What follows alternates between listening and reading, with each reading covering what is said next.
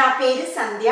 ఈ వీడియోలో నేను మినిమలిస్ట్ గ్లైకాలిక్ యాసిడ్ 8% టోనర్ని అండ్ ఆర్డినరీ దగ్గర నుంచి వచ్చిన 7% గ్లైకాలిక్ యాసిడ్ టోనర్ని కంపేర్ చేసి ఏది నాకు నచ్చిందో మీతో నేను షేర్ చేస్తానండి. మొదట గ్లైకాలిక్ యాసిడ్ ఒక ఎక్స్ఫోలియేటింగ్ ఇంగ్రీడియంట్ అండి.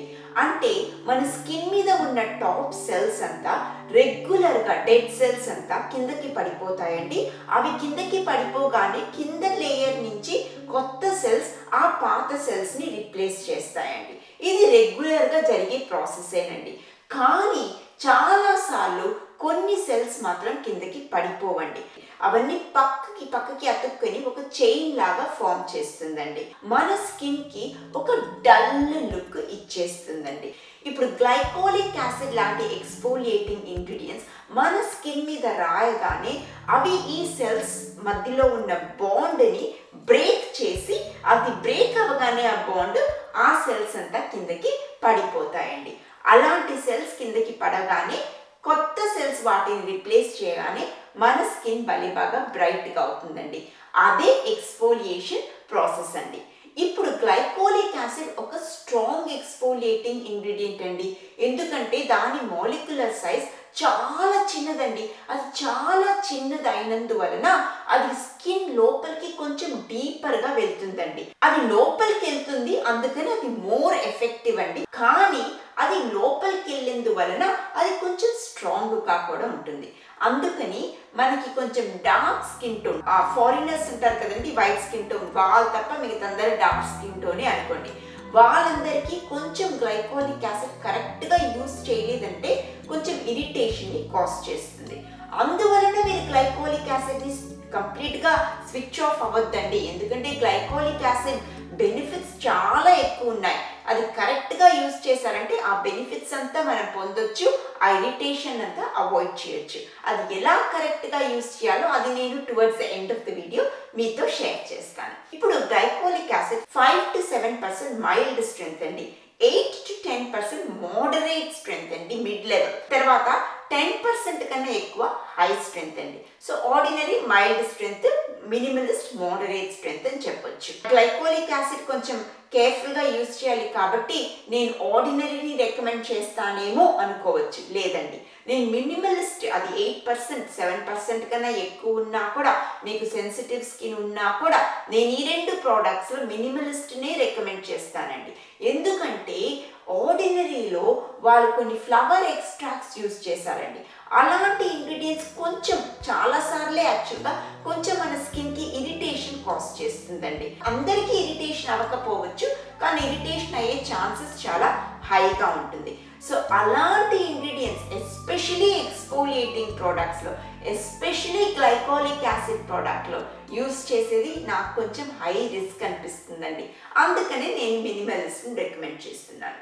ఆర్డినరీ, మినిమలిస్ట్ రెండు హైడ్రేటింగ్ ఇంగ్రీడియంట్స్ బాగా యూజ్ చేస్తున్నారు. హైడ్రేటింగ్ ఇంగ్రీడియంట్స్ ఎందుకు ఇంపార్టెంట్ అంటే ఇలాంటి ఎక్స్ఫోలియేటింగ్ ప్రోడక్ట్స్ ఎఫెక్టివ్గా ఉన్నా కూడా మన స్కిన్ని కొంచెం డ్రై చేస్తుంది. సో అందుకని అందులో హైడ్రేటింగ్ ఇంగ్రీడియంట్స్ ఉంటే అది ఒక లెవెల్ దాకా కాంపెన్సేట్ అవుతుంది. సో అది డెఫినెట్గా మంచిదండి. తర్వాత ఇవి రెండు కరెక్ట్ అయిన pHలో ఉన్నాయి. pH అంటే అసిడిటీ, ఆల్కలినిటీ మెషర్ చేసే స్కేల్ అండి.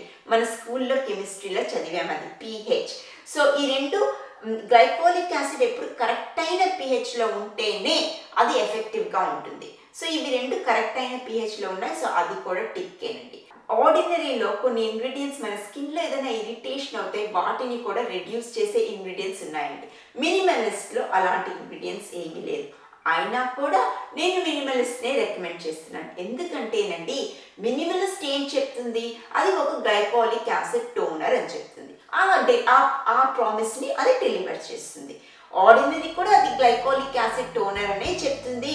కానీ అందులో ఆ ఫ్లవర్ ఎక్స్ట్రాక్ట్ ఉన్నందువలన నాకు కొంచెం భయం వేస్తుంది. అది హై రిస్క్ అండి. అది కొంచెం ఇరిటేషన్ యాక్చువల్గా కాజ్ చేయవచ్చు. గ్లైకాలిక్ యాసిడ్ ప్రోడక్ట్ మినిమలిస్ట్ దగ్గర నుంచి ఉన్నది, అది ఏం చెప్తుందో అది డెలివర్ చేస్తుంది. అందువలన నేను మినిమలిస్ట్ గ్లైకాలిక్ యాసిడ్ టోనర్ని ప్రిఫర్ చేస్తానండి. ఏ ఎక్స్ఫోలియేటింగ్ ప్రోడక్ట్ అయినా మీరు నైట్ టైమే ప్లీజ్ యూజ్ చేయండి, అదే బెటర్ అండి. ఫేస్ని బాగా వాష్ చేసుకోండి, ఒక మంచి క్లెన్జర్, ఆ క్లెన్జర్లో ఎటువంటి ఎక్స్ఫోలియేటింగ్ ఇంగ్రీడియంట్స్ ఉండకుండా చూసుకొని జెంటిల్ క్లెన్జర్, మైల్డ్ క్లెన్జర్ని యూజ్ చేసి ఫేస్ని క్లెన్స్ చేసుకుని దాని తర్వాత ఇలాంటి టోనర్ని యూజ్ చేసి ఒక 30 to 60 సెకండ్స్ వెయిట్ చేయండి. వెయిట్ చేశాక ఒక మంచి మాయిశ్చరైజర్ రాసుకొని మీరు పడుకోవచ్చు. అదేనండి గ్లైకోలిక్ యాసిడ్ టోనర్ యూజ్ చేసే విధానం. ప్రతిరోజు మాత్రం ప్లీజ్ యూజ్ చేయొద్దు. ఇనీషియల్గా వన్స్ a వీక్ చాలండి, తర్వాత గ్రాడ్యువల్గా ట్వైస్ a వీక్ వెళ్ళండి.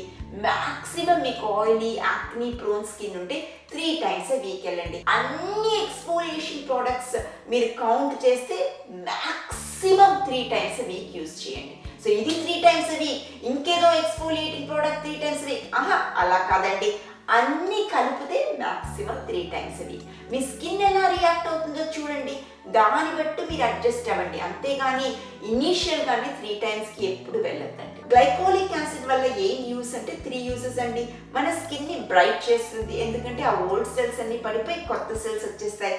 తర్వాత మనకి acne, pimples, black heads, white heads prevent చేస్తాయి. ఎందుకంటే ఈ డెడ్ సెల్స్ అన్ని, కిందకు పడని డెడ్ సెల్స్ అన్ని మన స్కిన్ మీద పోర్స్ అని ఒకటి ఉంటుందండి. పోర్స్ అంటే స్మాల్ ఓపెనింగ్స్ అండి, అందులో నుంచే హెయిర్ ఫాలికల్స్ అన్ని వస్తాయి.